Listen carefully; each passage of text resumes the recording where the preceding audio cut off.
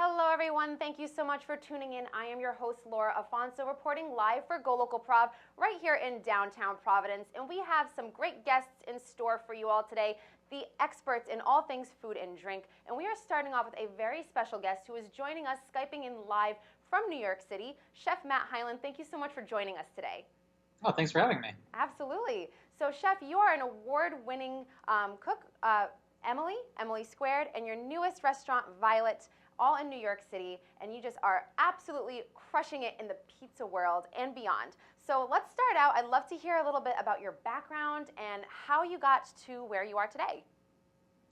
Well, I started cooking in 2004 around New York City, and after many years in restaurants, I decided I wanted to focus on something a little more interesting, and I always loved pizza, just like everyone does. So I started training at a pizza place, and then the rest is history.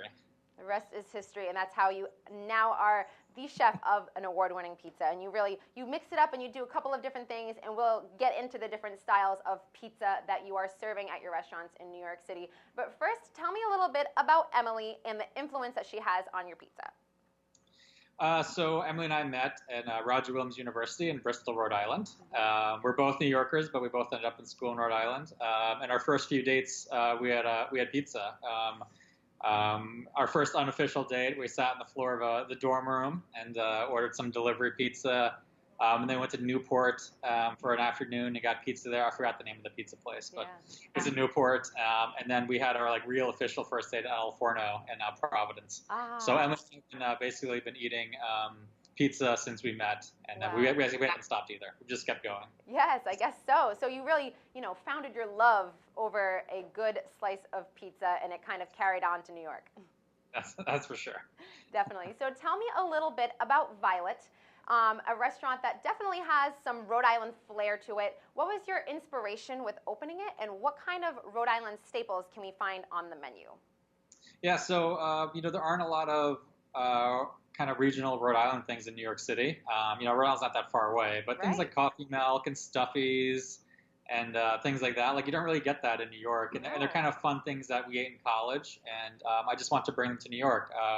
We have our chorizo and linguiça shipped down from Amaryl's. Amazing. They make really great stuff. So we get that shipped down. We get autocrat coffee syrup shipped down. We make stuffies here. Most people in New York make baked clams. It's a very New York thing, but are a little bit different. The stuffies are a little different. So we're just trying to have some things that are they're not weird or anything, but they're just a little bit unusual for New York, and just having New Yorkers enjoy them like we do. Of course. I'm sure that you probably get the question just like all the time when we have out-of-staters in Rhode Island say, coffee milk? Don't you mean a coffee milkshake or something along those lines? Iced coffee with milk? It's different. It's different. It's definitely different, but I think that once they taste it, they might get hooked, and it'll definitely keep them coming back. So tell me a little bit about the grilled pizza that you're serving at Violet, and your approach to making it and how it's tied to Rhode Island. Yeah, so we are making the grilled pizza in the same style El Forno does. Yes. It's a restaurant I fell in love with. Rhode Island doesn't really have a style of pizza other than the pizza strips at the bakery, which I love too. I love pizza strips. Maybe you should bring those to New York next. Yeah, a pizza strip restaurant. So grilled pizzas doesn't really have a presence in New York. So, and I don't know why, because it's such a great style. It's delicious. So we make our own sourdough starter. Everything's naturally leavened. And we're doing we have a very hot grill, get some nice char on it. Yeah, that nice smoky texture to it. Yeah, it's really it's crispy, but it's also soft, and lots of oil on it makes it kind of bubble up, and it's airy. It's really nice. Oh, absolutely. And some people are skeptical of it. They'll come in and be like, it's a flatbread. It's well, all right, whatever you want to call it, as long as you like it. It's delicious. Yes, definitely. And you have your way about pizza, so you've mastered the grilled pizza. Tell me a little bit about the different styles that you're serving at Emily and Emily Squared. Yeah, so the original Emily in Clinton Hill in Brooklyn, where we have a big wood-fired oven. We serve a pizza. It's not quite Neapolitan. It's almost a little bit like New Haven pizza. It's got a very thin crust. It doesn't have like a very thick crust like a Neapolitan pizza does. And we char it pretty hard, like New Haven style. But there's elements of New York because like Emily and I are from New York, and some elements of the New Haven and the Neapolitan. So just kind of style, like a bunch of styles that we like put together.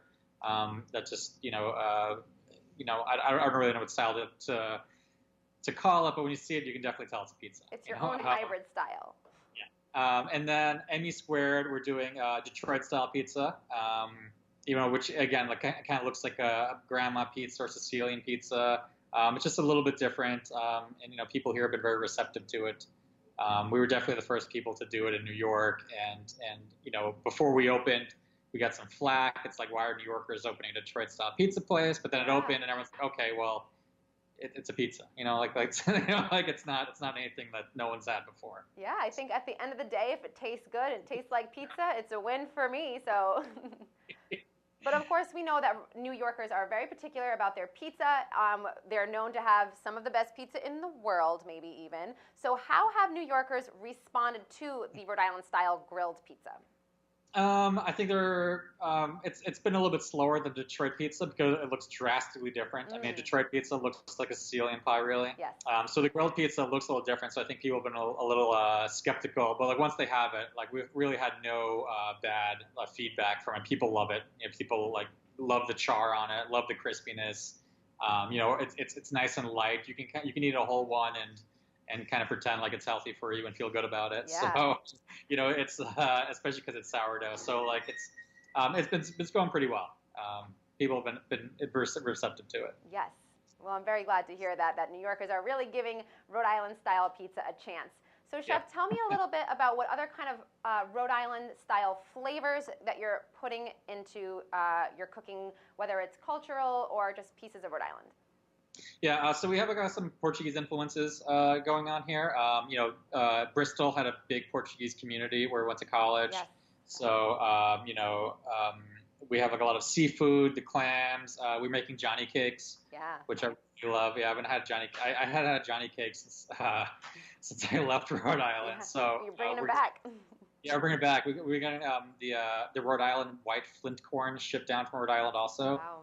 So it's the original heirloom corn they used to make Johnny cakes like in the 1700s. So we're getting that shipped down. We have a Johnny cake with like a nice big piece of shrimp and some piri sauce. I love it. So it's like that Portuguese Rhode Island kind of hybrid stuff, and we're really having fun with it. Like none of these dishes are traditional to Rhode Island or Portugal, but like I'm just having fun with like kind of like playing with the flavor combinations of things that I had when I went to college there, and had a good time. Of course, yeah. I noticed that you're taking a classic dish and putting your own twist in it, like putting uni on top of a stuffy, and I think that's really awesome.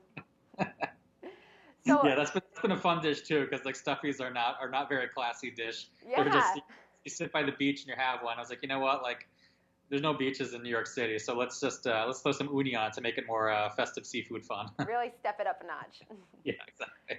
So we know that you've got pizza down pat, but we also hear phenomenal things about your burger. So tell me a little bit about the Emily burger and what goes into it to make it so incredible.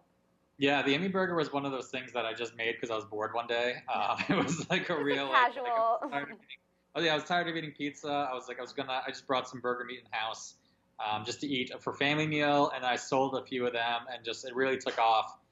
It's dry aged beef. It's dry aged for 30 days, so it's very funky. It's very like almost like tastes like blue cheese. Like the beef is very funky.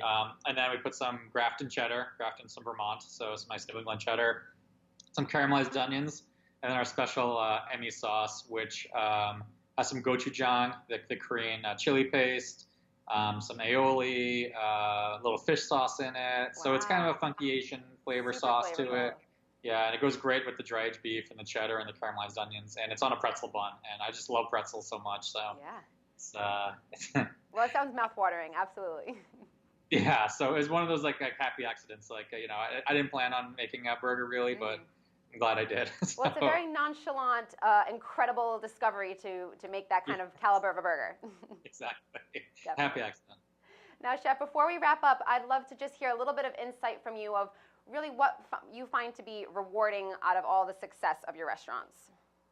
It's just kind of really fun to like be in a very busy service like Friday, Saturday night, and kind of look out in the dining room, see the place is full, everyone's enjoying themselves, having a good time, they're drinking, they're partying. I mean, that's really what it's about because, like, I cook because I love to cook, but I'm also cooking because I like to feed people. And if people are very happy in a restaurant, then I know I've had a good day. Like even though it's hot and it's like you get burned a lot and like it's stressful, like if people are happy, like that's really what it's all about. So it's really nice to look out and just see everyone having a good time. Yeah, at the end of the day, it's all about enjoying the food that you're cooking, and I'm sure that New York is certainly enjoying all of the pizza and burgers and delicious food that you are bringing to them. So far, so good. So absolutely. Well, Chef, thank you so much for joining us today. We really appreciate you taking the time to talk with us, and especially thank you for bringing a little bit of a taste of Rhode Island to New York City. Yeah, I'm happy to. Thanks for having me. Of course. Thank you all so much for tuning in. We'll be right back with our next guest.